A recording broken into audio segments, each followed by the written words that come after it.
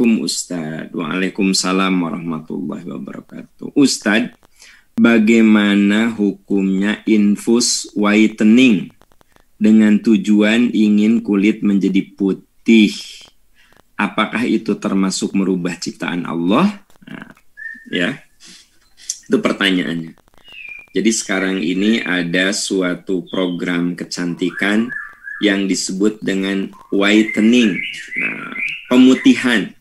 Whitening ini ada yang disuntik, ya. Ada yang dipakai obat luar, tiap malam pakai whitening. Pertanyaannya, boleh nggak sih menurut agama membuat kulit kita jadi putih? Apakah itu termasuk mengubah ciptaan Allah? Itu kan yang jadi pertanyaan. Oke, kita bahas dulu tentang masalah dasar kecantikan. Ya, perlu ibu-ibu ketahui bahwa Islam itu mengajari untuk selalu tampak indah. Ya. Indah itu dimulai dari mana? Dari kebersihan. Jadi mulai dari situ. Nabi itu mengajari kita untuk memulai segala sesuatu keindahan itu dari kebersihan. Ya, nah jadi niatnya Bu, tolong saya ingin menjaga amanah yang Allah berikan pada saya, yaitu menjaga kebersihan. Wajah itu harus bersih. Nah, bersih di sini bisa bermakna bersih dalam artian dari kotoran-kotoran debu, ya. Tapi juga bersih dalam arti kulit kita bersih, bisa kan bermakna begitu, ya. Komedo dibersihkan, nah, supaya bersih kan. Ada yang nanya, Pak Am, kalau buang komedo dosa nggak? Kan Islam mengajari kebersihan, silakan bersih. Nah, wajah cerah, ya itu kan bagian dari bersih, ya, gitu. Nah, biasanya kalau kulit kita ingin cerah, dianjurkan untuk banyak makan yang mengandung vitamin C. Nah, ada yang ingin cepat, suntik we vitamin C. Boleh tidak? Ya intinya mah menjaga kebersihan kan. Selain bersih, tentu saja di dalam kebersihan itu nanti ada keindahan. Innallaha jamil yuhibbul jamal. Allah itu indah dan suka dengan keindahan. Jadi prinsipnya Islam itu menyuruh kita untuk bersih dan indah. Nah, apalagi kalau profesi kita sebagai guru, sebagai dosen, yang harus jadi teladan untuk anak-anak. Masa guru, dosen, kucel, kumel, bengesesehen, ya kan gitu. Ya bukan berarti harus mahal. Baju kita rapi, rambut kita rapi, penampilan kita rapi. Kenapa? Karena itu mencerminkan Islam itu memang bersih dan indah. Nah, gitu ya.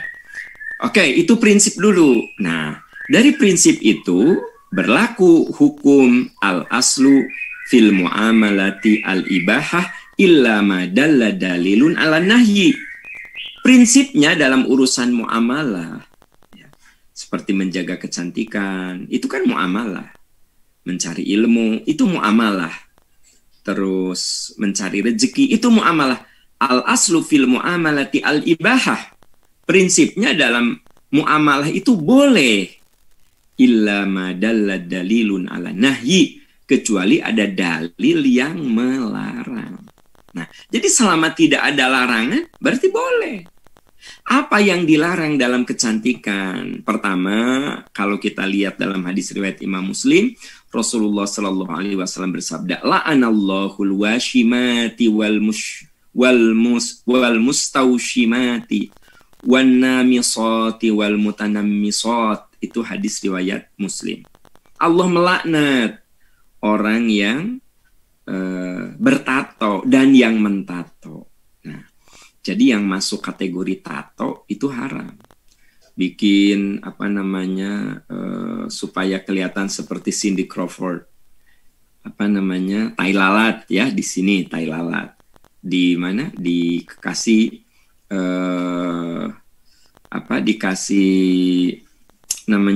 dikasih Washimah, tato, dikasih tato. Nah itu haram hukum. Alis ya, ditato biar kelihatan hitam gitu. Nah itu haram.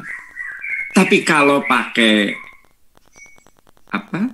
Pakai pensil alis, karena nggak pernah pakai jadi lupa namanya.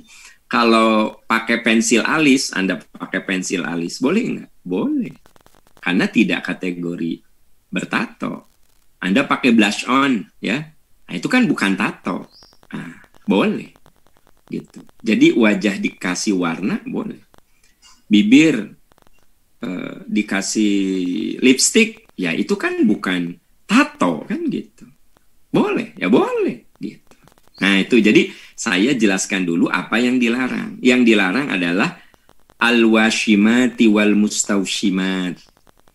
Dilarang bertato. Wan-namisati wal mutanammisat. Dan mencabut bulu mata. Anda ada bulu matanya. Dikurut, dicukur, dibersihkan. Ya, sampai botak. Setelah itu, Anda tato. Nah itu double dosanya. Udah mah dibersihkan, ditato lagi, 2 dosanya. Nah, Pak Am kalau dirapihkan gimana? Nah hadisnya mengatakan an-namisoti wal mutanammisot. Namisot itu artinya si alis tuh digunduli gitu. Terserah caranya, mau dicabut atau mau dikerok atau mau pakai alat apa. Pokoknya haram sampai alis Anda tuh gundul. Nggak boleh. Tapi kalau dirapihkan, karena katanya alis yang bagus itu seperti semut yang berbaris. Ternyata alis Anda itu seperti semut yang bergerombol. Maka diaturlah gerombolan alis itu menjadi berbaris. Boleh? Ya boleh. Rapihkan, merapihkan. Katanya alis yang bagus itu seperti bulan sabit. Ternyata alis Anda itu mirip bulan purnama. Dirapihkan. Nah itu boleh. Karena yang dilarang itu an-namisat wal mutanammisat. Jadi digunduli gitu. Nah jadi saya hanya menyebut yang haram saja, yang tidak boleh. Yang ketiga yang tidak boleh itu la'anallahul wasilata wal mustausil. Allah melaknat wanita yang menyambung rambutnya dan yang menyambungkan. Jadi kalau kecantikan mas selalu 2. Menyambungkan, yang menyambungkannya. Washimat wal mutawashimat. Bertato dan yang memasangkan tatonya. Wan namisot wal mutanamisot. Yang membersihkan alis, mencukur alis, mencabut alis, dan yang melakukannya. Karena memang faktanya kan seringkali dibantu. Ada orang yang ahlinya. Nah, tolong sahabat-sahabat tercinta, terutama ibu-ibu, teteh-teteh, ini yang dilarang. Ada satu lagi yang dilarang, tidak boleh mengikir gigi. Gigi teh dipotong. Kalau itu mah dalam dunia kesehatan gigi juga udah jelas nggak boleh ya. Jadi yang dilarang itu 1, tidak boleh mencukur alis sampai habis, tidak boleh bertato, ya, tidak boleh menyambung rambut. Hair extension itu haram teman-teman sekalian. Nah kemudian mengikir gigi. Nah kalau Anda bertanya suntik vitamin C supaya cerah, boleh nggak? Kan tidak termasuk yang terlarang. Suntik whitening, ya, itu kan tidak termasuk yang dilarang. Suntik botox supaya hilang kerut-kerut, itu kan termasuk yang tidak dilarang. Jadi selama itu tidak dilarang, al-aslu fil muamalati al-ibahah illa ma dalla dalilun ala nahyi. Prinsipnya dalam urusan muamalah itu boleh, kecuali ada dalil yang melarang. Berarti kan yang melarang ini simpel sekali. Pak Am, boleh enggak rambut dicat? Tidak ada dalil yang melarang rambut untuk dicat.